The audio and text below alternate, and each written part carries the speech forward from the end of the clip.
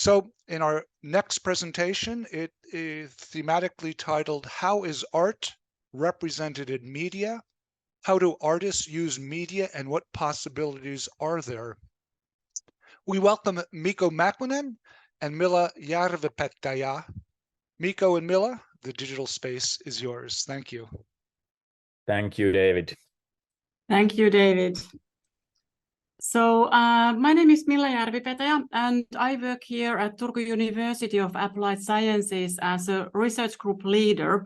And my research group is called Film and Media. So basically we work a lot with the media and also the artistic side of media. And the role of media in arts interests our group, and we have done some projects exploring these possibilities. Using the kind of combination of media and arts and doing multidisciplinary work as such. And today we will discuss these possibilities in a deep way with Mikko Mäkinen, who is a dancer, choreographer, artist teacher, name it. So Mikko is here discussing with me, and please say something about yourself, Mikko. Thank you, Milla. So, hi everybody. Good to be here. And like Milla said, I come from the context of dance and dance performance. I'm actually a former alumni of the Applied Sciences College of Turku. So I graduated there from the dance teacher department. And then after that, I received my master's in dance performance from the UniArts Helsinki. So I have worked quite widely in the field of dance pedagogy and as a dance artist, as a performer and a choreographer during the recent years. And currently I work in the city of Kuopio here in Finland as an artistic and managing director of Dance Theatre Minimi, which will be my main focus today, that we will kind of delve into these case examples of art and use of media in different ways through the lens of some productions that have been under our house in the past few years. So that will be our today's aim. Exactly. So we will discuss artists using media in their artworks, and we will look at media as one kind of medium or one way of contributing, producing content to artwork. So I'm kind of excluding here that we shall not provide content as media being a broadcasting company, radio station, news agent or such, but being inside the art world, as said. Exactly. So more so with the context of staged production, dance and dance performance, especially with the case examples. Yeah.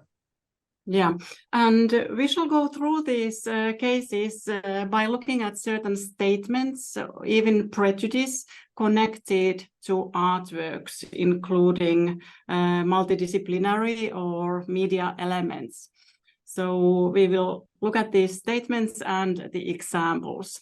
But before jumping into these statements and examples, we would like to know something more about you, the audience who is here. So please consider yourself as a member of audience of an artwork. And we shall show you this chart. And just a second, I'm screen sharing here. And yeah, do you see it nicely now? Okay, yes. Great. Yes. And yeah, here. So here is a chart that has two axes, and you could place yourself to these axes. The other axis describes your interest in experiencing something predictable or something that is very new to you. and the vertical axis describes your appeal to see organized or not organized, kind of chaotic artworks. So it's about your personal experience. What do you like? What do you want to see? And for us to see what you like, we would like you to use Annotate tool here in Zoom. In the toolbar of the Zoom, you will see the option to annotate. And the Annotate has this sign of pen, and when you click the pen, you will see options. You can use, for instance, a stamp and select maybe heart or star from the stamp, and then place yourself in the chart here.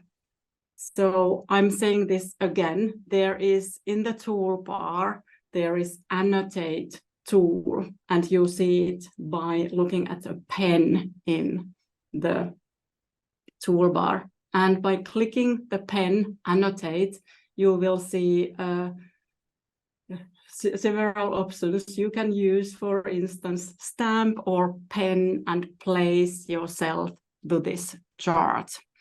And as we see, there is lots of people who are placing themselves already in our chart.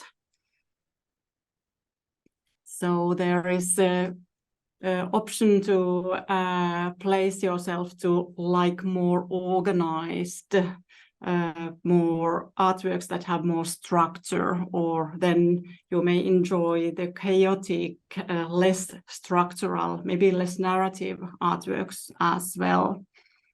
Also, the predictability was the other axis. So if you see predictable artwork, which is very organized, you could place yourself to the left top corner. It seems that we have people that kind of like chaotic artwork mainly, and they also enjoy new experiences. So what do you think, Mikko, about our audience being an art audience? Well, I'm quite excited, I must say, but it looks great. There's many different point of views, and then also feels like a very open-minded group of spectators and participants. So it looks very good and promising. It looks very nice. So I'm taking a picture of this online artwork that we are kind of creating here as well. Exactly. Yeah. Okay, I hope everybody had their time to place themselves there, and I will now have to clear this to go a little bit further with our discussion. So I'm sorry for everybody that I have to clear all the drawings here. Okay. So we start with the statements or prejudice connected to artworks combining media and art. And our first statement is applying media in artwork is a new way of working. What do you think, Mikko? Well, in some ways, because the technological advantages develop so quickly. So I must say it is somehow all the time renewing itself, the use of media, and it offers quite often somehow also a point of view of criticism to the technological advantages being used and the media platforms and formats being used. So in that sense, this statement is quite clear, but I would like to kind of summarize through a timeline of kind of based on kind of a common knowledge timeline of use of media in art. So in that, referring to this kind of summarization that I'm about to read out, I think this statement is in that sense a bit off, or not entirely true, because I would summarize so that the use of media in art and media art and multimedia, it can be seen together with the cultural timeline from the early technological innovations and developments of the 1900s, from there to the popularization and increased accessibility of, for example, household computers, in reference to use of several different kind of formats for media. And from there to the birth of, for example, social media and global digitalization, from where the use of different tools, different kind of feeds, different kind of data and platforms for art have highly expanded. And thus today, even not depending on any certain art, but artworks in general can apply nearly anything from podcast platforms to use of smartphone applications and even virtual reality or augmented reality experiences in the technological context. But also there is a clear trend of increased volume of example immersive and site-specific live art taking place, where the experience is corporeal. It is in your body. It's a bodily overall experience where the spectator's own agency and decision making is quite often emphasized, which is similar to your everyday use of your mobile devices or smartphones or digital platforms, where you are you are driving the engine. You're making the decisions. So in that sense, with this timeline of the early technological steps to this day, with all its advantages and many platforms applying media in artwork, isn't that new of a way. The early experience from the 1900s is a bit old in that sense, but it's new in the sense of its continuous development and renewal. Do you have anything to add on your side on this statement? I will point out one reference creation, one artwork reference, which is not from our company, but just in the context of Finland and dance history. But we will not dig into that so deeply. But do you have anything? How do you feel, Milla, about this statement? As an art producer, I was producing a Digitally Yours exhibition. It was around 2004 or 5. And at that time, we already had artworks combining lots of different digital things like robotics and sensors and things like that. And of course, it was somewhat new at that time, certain elements. And the newness wasn't something for artists, not even for the audience, I would say, but for the museum equipment and the personnel, to maintenance personnel to switch on and switch off and everything like things connected to the establishment of the artworks. So it's the renewal thing is kind of demanding also for not only for artists to renew themselves, but for the maybe theaters and museums and such as well. But exactly. Yes, please share your example, Mikko. Yeah, so I will send you a link, everyone, to the chat room. It's a hyperlink to the website of Tero Saarinen company. Just a simple reference, frame of reference in the context of stage performance and dance performance.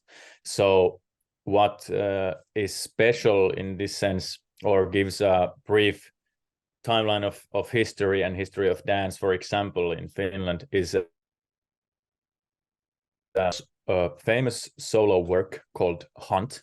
Its original premiere was in 2002. So I was a very, very young child back then when it was premiered originally. And what's interesting is this use of multimedia during that time in a large scale, big stage production. So what's specific is this kind of elements and timelines that choreographer Tero Saarinen wanted to have his hands on this famous piece of classical music, which is Rite of Spring. So you have this kind of classical music timeline, and that as a medium, which has its own connotation in history. And then you have Tero's Tero's artistic generations means of contemporary dance. And then the very early, one of the early pioneers of multimedia and interactive multimedia artists, video projections by Marita Liulia. So, for example, just to pick it kind of apart or have it analyzed, so that, for example, there's this piece of wardrobe, this huge dress coming to the dancer from the ceiling. It's coming down, and then at certain point of this creation, there's multimedia projections of the performer, overlapped and layered and twisted in a way.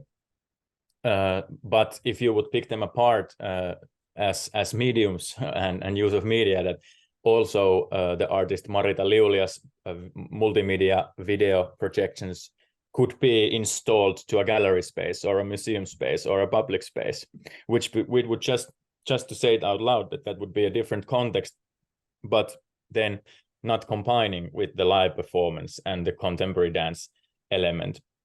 And then also having this timeline of Rite of Spring and a piece of classical music. So in that sense, and also this was already in 2002, and the case examples of these recent stage productions from our company, for example, that we will look into today, are from 2021 and 2022, and still we are in this in the context of dance and performance art and use of media. We are in this search of how specifically to use for different mediums and media in the context of performance and stage productions. So kind of 20-year timeline in the art canon of art and performance is short, but then it's also 20 years, so it gives you the sense of time for the use of media. So just wanted to share, and you can look at the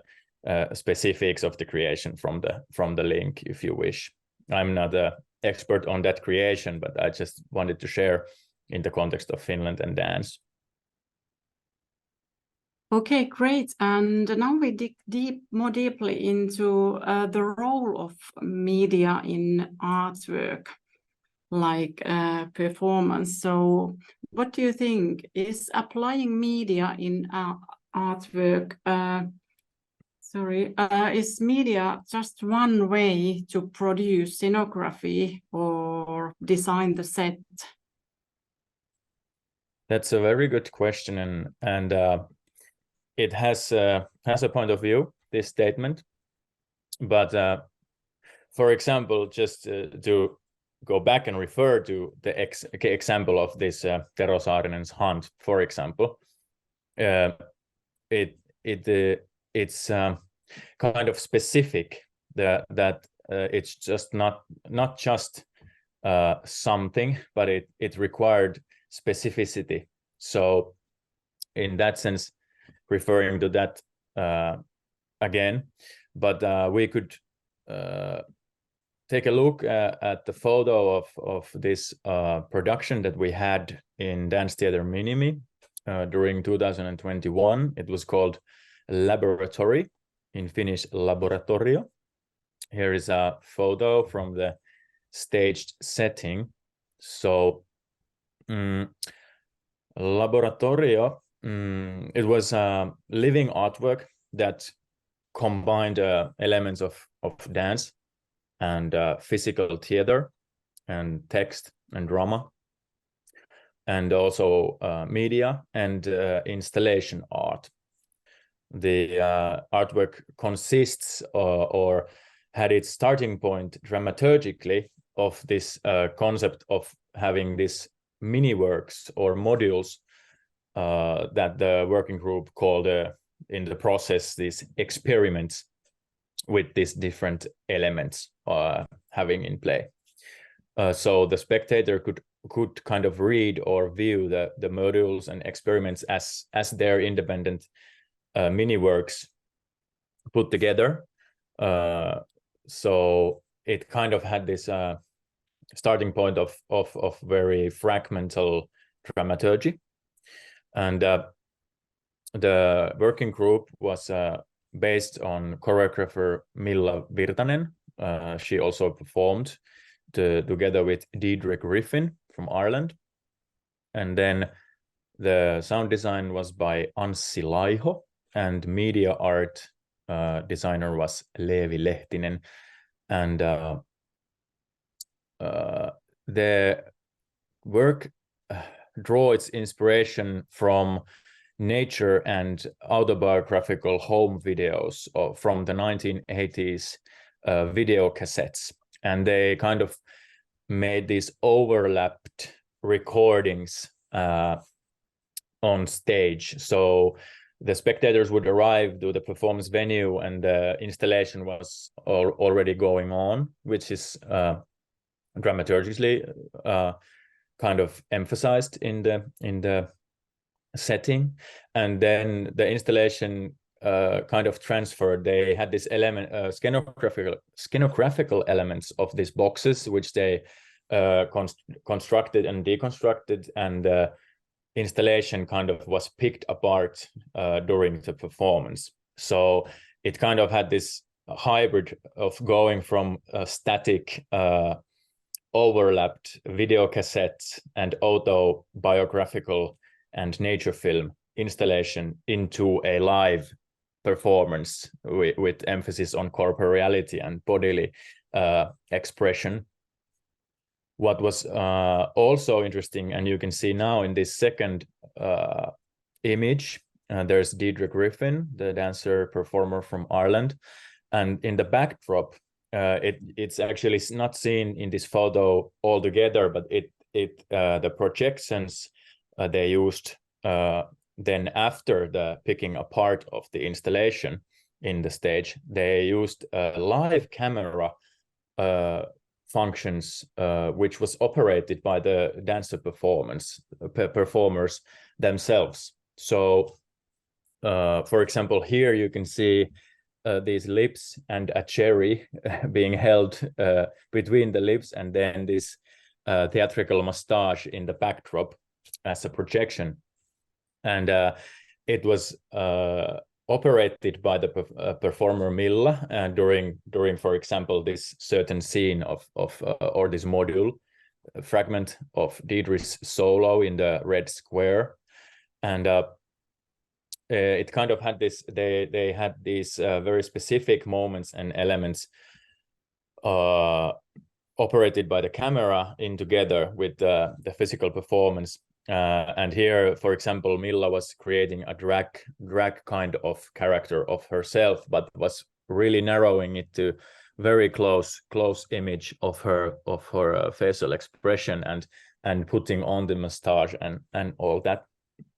So it had this very interesting and specific use of dramaturgy, and also different means and tools for media as a living set of scenography and living set design, and it was a very specific part of the performer's work as well, to drive these cameras and operate the cameras and have them influence the dramaturgy of the stage piece. So it was somewhat kind of experimental work, and it had text and dance and live camera, lighting design, and this installation element together with the live operated cameras.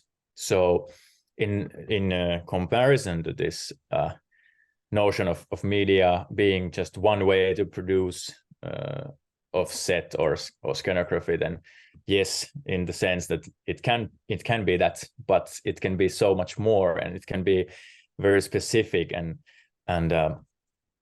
emphasize that it's necessary for the performance to be exactly that. So again, I would refer back to the 2002 creation of Hunt, that without Marita Liulia's live multimedia, it would be a different creation. It wouldn't be that independent work of art.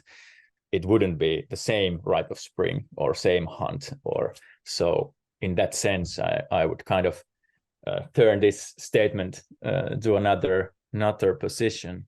Does this raise any thoughts for you or commentaries for you, Milla?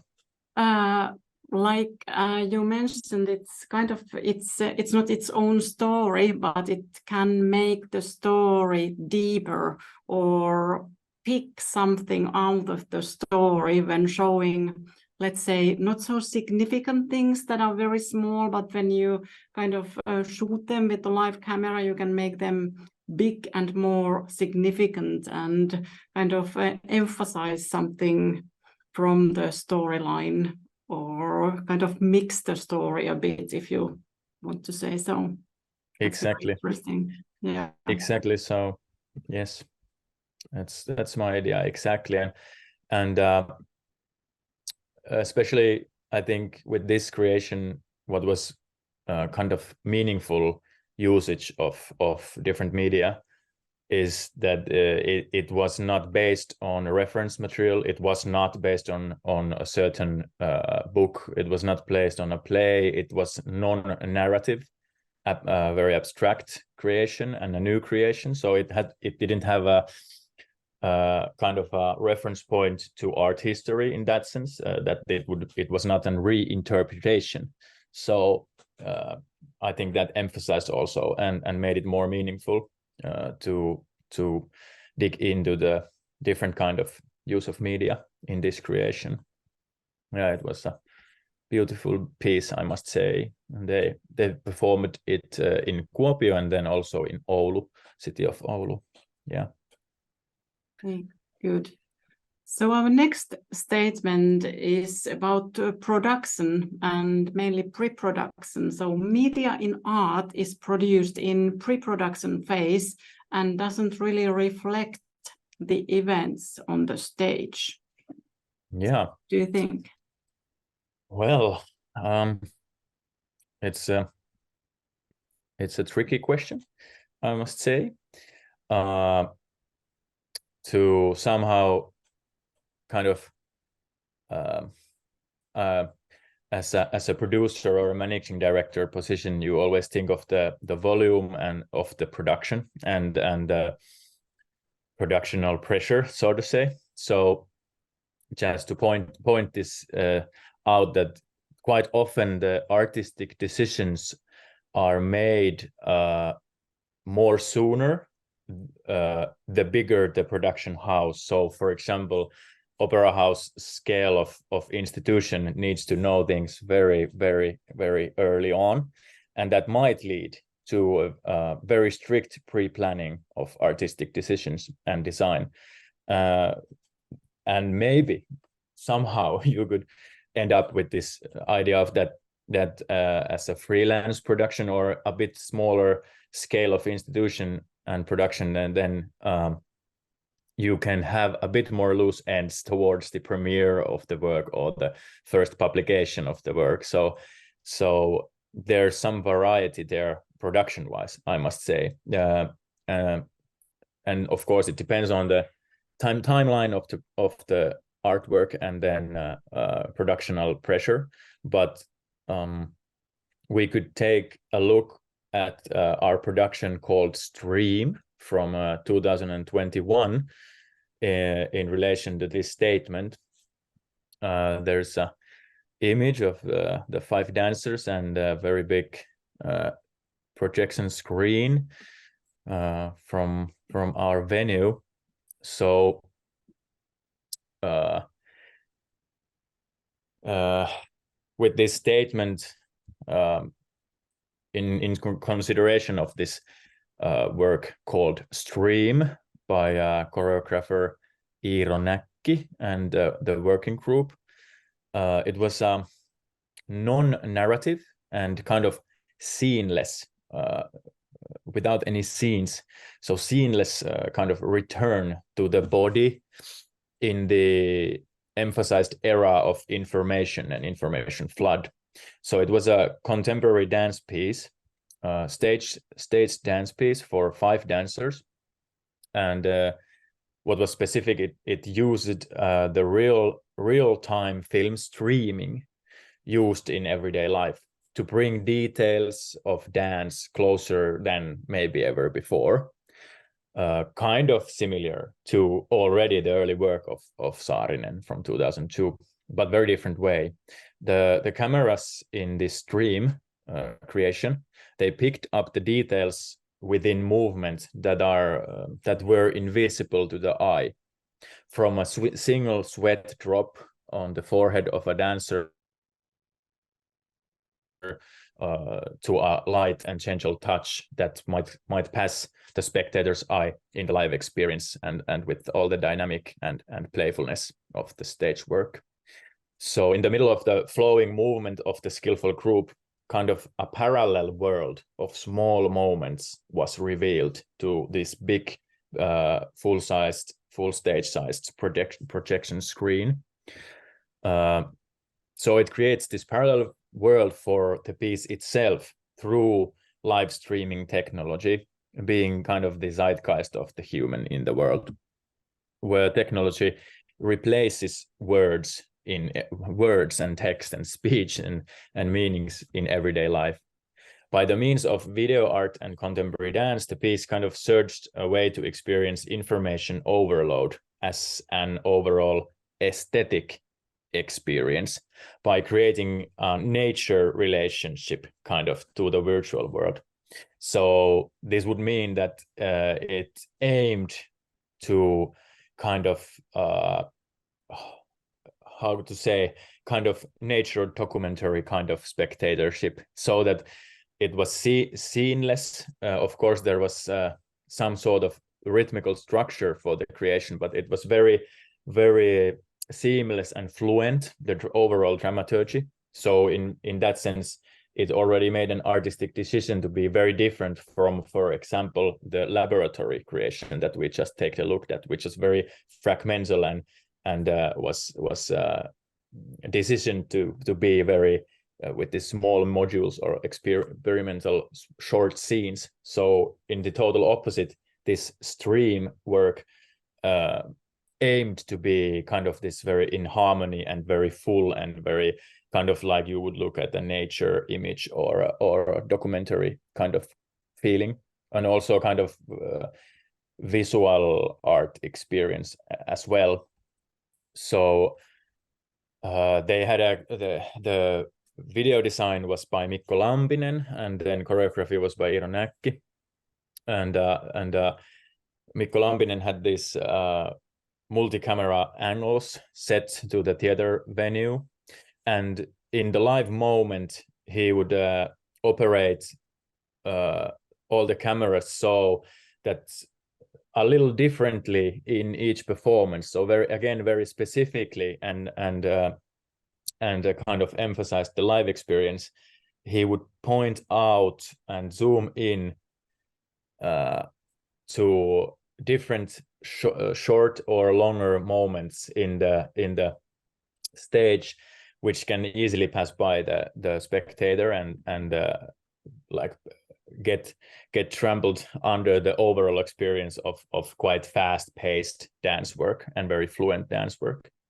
So it would reveal skin and sweat drop and close corner of your eye or a gentle touch, even though some kind of section itself or structure or movement composition itself would be quite rough or dynamic or speedy.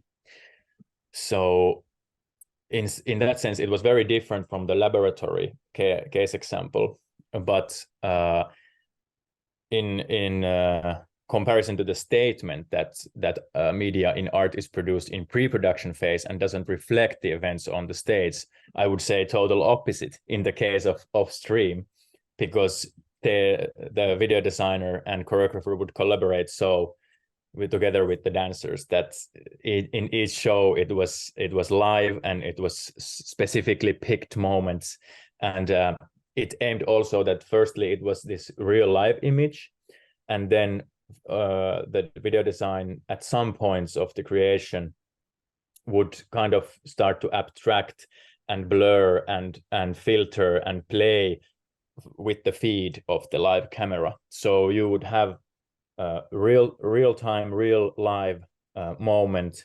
which was maybe not seen with the eye and then eye of the spectator, and then also grasping that and making it specifically its own element of this kind of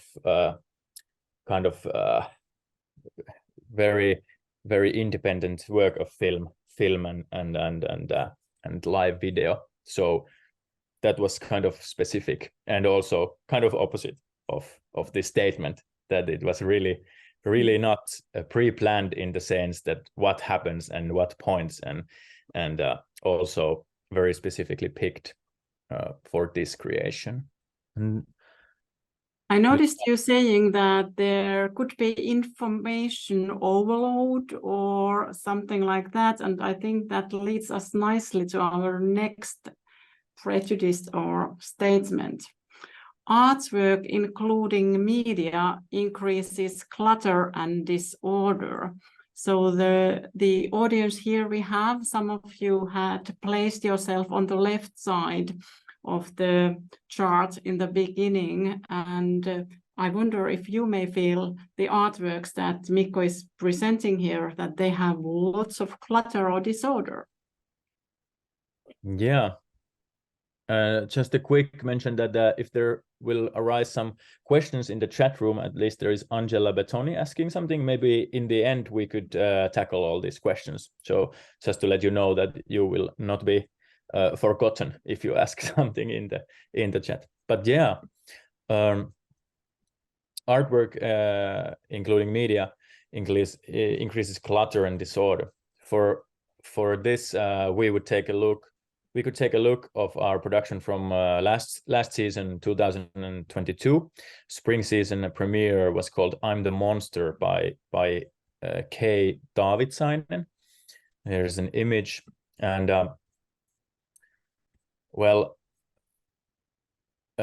this is a good example for this statement that it can be so, like in the stream description that I read to you, that this kind of information overload is possible, and raised the question of having a very fluent and dynamic live dance, and then also live camera, and then making the live camera into something else and even more.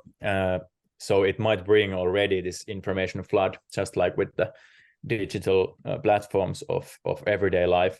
But in the "I'm the Monster," it was also quite emphasized and artistically thought through. The context was this, that Kay is also a musician and a musical artist, but also a performer and corporal artist and choreographer.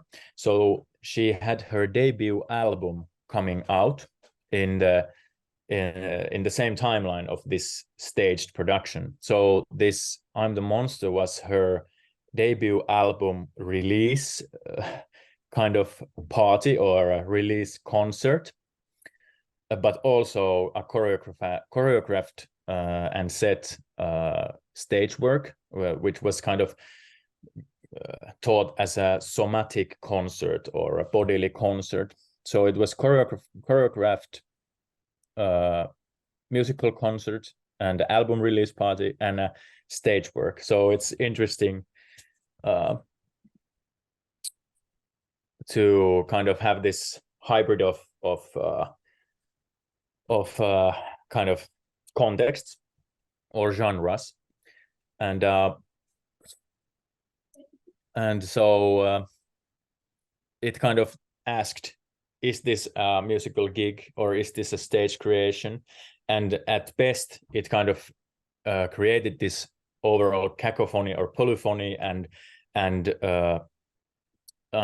like a emphasis on having lots of different materials. So it had this kind of three-phased dramaturgy, and the full album being sang and played. And she had they had a band, musical artists, and a video DJ coming from, like, not from performance arts and theater design, but more from the video DJing and electronic music context, and then her singing and choreographed bodily experiments. So it has had this multi-layered contexts and so many different tools. So that was very specific with I'm the Monster, and it kind of artistically aimed to be a lot. So it was kind of solo spectacle in the sense that it was her solo album and then her solo stage work with the help of the whole working group being on stage. But she had like all these instruments and mic stands and plastic materials and very big a whole stage covering and floor ceiling covering projections and many wardrobe changes. So in that sense, I'm the Monster created this polyphony of things and muchness in that sense. So yeah, it can increase clutter very easily. The more you add, the more you get in that sense. And you can do it on purpose. You can do that artistic decision that you actually want the artwork to be somewhat in disorder, chaotic, increasing clutter. Exactly. Yeah. Okay. So we have one more statement that we can look at. And it's artwork including media appropriates movie kind of storytelling. So what do you think about this? Yeah, that's a very good question or statement. And it can be so quite easily. We could take a case example of our production from last year, which was called Surface by Tiia Kasurinen and her working group. Tiia Kasurinen's like artistic practice is very much movie-like in the sense that she uses a lot of makeup and this kind of bodily transformation and wardrobe and kind of decorative design, and she kind of has in her works quite often this somehow alter ego or a character play. So in that sense, it relates to cinema and movie kind of storytelling or a starting point. And in this specific creation, she considered her alter ego or character to be Ariella, which is very easily connected to Disney's Ariel. And this was mermaid themed production. And it raised a lot of questions considering this statement, for example, specifically that, for example, productional and marketing point of view, we had to discuss, like, if you have this very close relation to Disney, that what are the copyrights and artistic rights and how can you refer to? So this particular word appropriation raises the artists and productional ethics questions and marketing questions, which is super interesting and important to always go through. But it was a non-narrative in the sense that it didn't kind of try to be Disney or anything. So it was kind of crooked Disney adaptation. And it was about her bodily transformation and the character's transformation. She also used movie kind of storytelling in the sense that her dramaturgy was very clear. She had like an epilogue, then part 1, part 2, part 3, and a prologue. So it was kind of this Kill Bill or Tarantino-like almost storytelling dramaturgically. And she also used this kind of self-help and affirmational social media talk, which was kind of today's everyday social media and feed material. there was this Ariella characters, affirmation speeches, and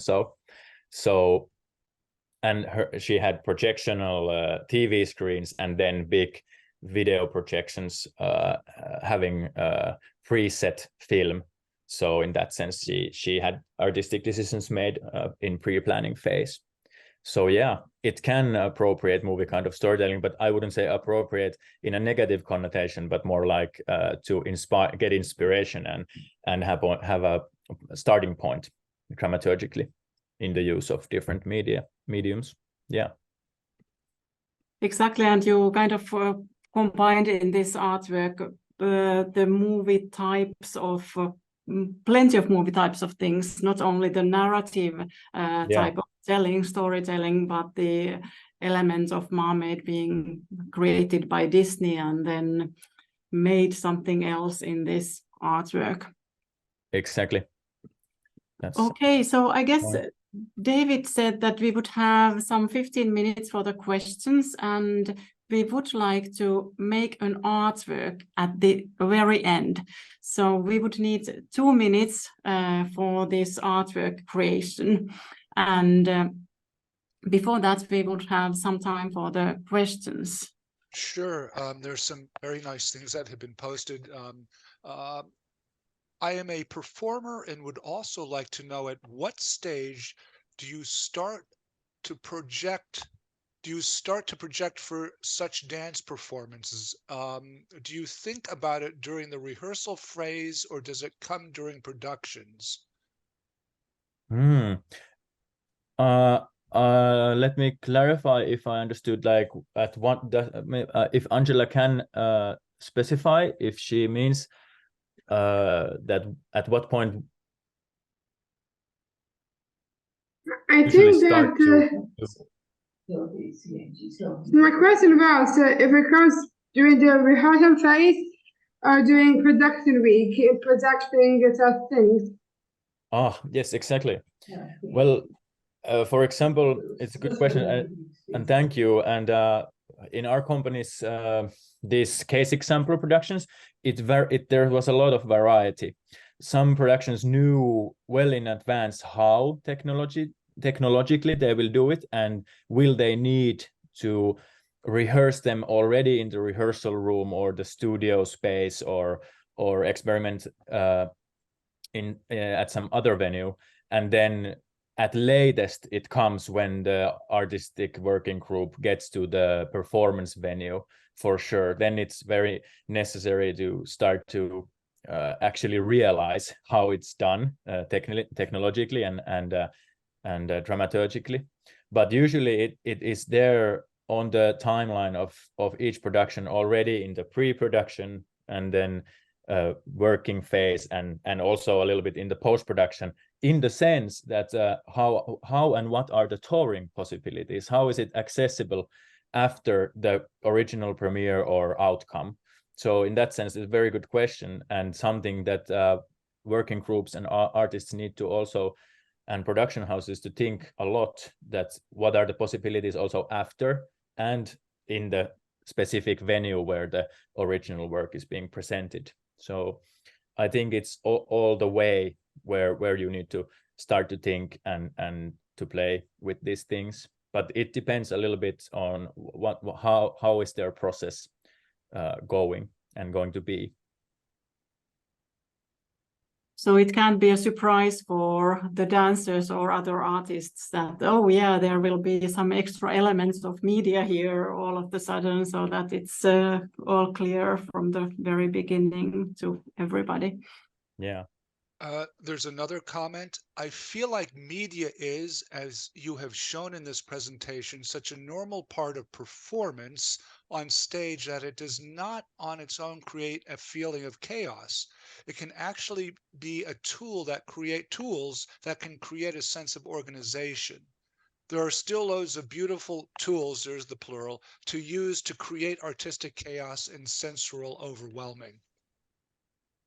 That's a great comment as well, and I must say I kind of also agree on that, in the sense that if we think of use of media and multimedia in art, that the idea is to have multisensoral and multisensoral experiences. So in that sense, the use of media can also work as a structure and as a cohesive and as a kind of organizational tool. So in that sense, for sure, that is a very good point, I must say. But of course, it can have the means of creating chaos and disorder as well, or clutter.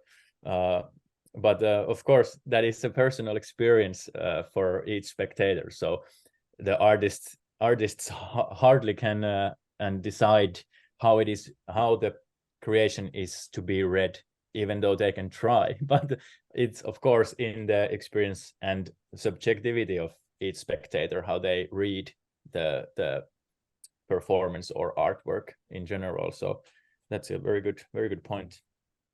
And then there's a comment in Laboratorio. I love the agency the performers have in the technology. I wrote that. Yeah, but that is true as well. That kind of if we would kind of loosely say that sometimes the bigger the stage, the bigger the spectacle, or the more technological advantages being used, the bigger the spectacle. And sometimes the spectacle idea can have a kind of pressuring connotation, or so that the kind of artistry of the live performer there's a trap of the artist's live presence and performance being kind of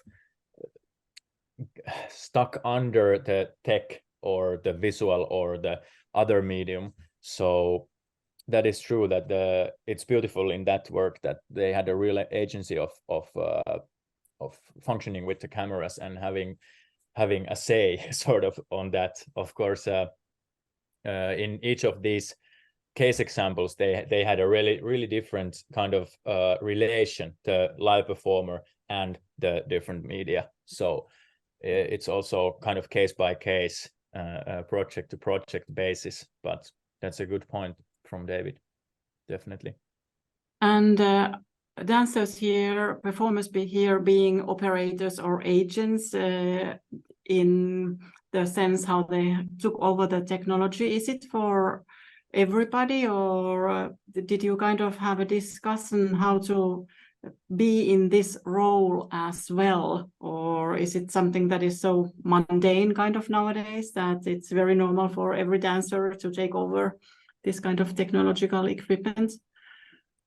That's a very good point, Milla. Thanks. And yeah, it's kind of as a producer or a director, you need to kind of and artistic director, you need to of course kind of be there to curate and mentor each project that it's specific, and its aim is to not use something just to use something, that there's a mean for it, and there's a necessity to this specific or that specific work of art. So that kind of helps, and then already the realization for it, for each element, lights, text, live performer, video or whatnot, then it already starts to kind of focus the project and focus the rehearsal time and focus the whole overall making of the work. So but yeah, for some it's new, and some it's something that they have done in recent works, or is already very mundane for them. But in some cases it was very new and kind of also tricky, which sometimes raises alarms for how to get there and how to get it done in time, and kind of so that you wouldn't appropriate the use of media in the sense that it's kind of not thought through or not kind of equipped well enough in the sense. Of course, there can be this aesthetics or artistic aim of looseness or sketchiness with the use of media, which is also very fine. I think when it's the idea to use it very easily or lightly. So it doesn't have to be a big thing. That's a good to remember also, that just depends on the context and the means, I think. Yeah. I think any other questions from our audience? I have one that maybe others are asking. Are there any excerpts or full videos of these productions online? Yes, and I will share them. These are the web pages from our company for these productions that we discussed briefly today with Milla here. So, and from these, I'm keeping a log of all websites and information. I stopped posting them in the chat, and everybody at this seminar will receive that documentation. awesome. And through these links, there's Finnish and English websites of our company, and with this hyperlinks, you can go and get familiar with these case examples of these artworks that we discussed today. And there are also links and embedded teasers and trailer videos, so you can get an overall vibe and some more experience of these works. So please go check them out and inspire yourselves with the works. I think time-wise, it's time to move on to the project. Yeah, now we have one more artwork to create together. Would you like Mikko to explain what we should be doing? Yeah, so I was thinking that we could make this kind of online cryptic instant composition creation. So we would just like to take a second for everyone to pick up some text material that is close to you, perhaps. If not, maybe take a pen and write a word, just a word. In a way, your task is to get a word or a short text. So, and bring that close to your camera. If our servers hold up, just let's do it in a kind of very brief second. But if you would open a camera and bring a piece of text to your camera, and then we could see what kind of chit chat mess of a text it brings out, or if we can get a clear shot of this image, or a screenshot maybe even. So if people pick up.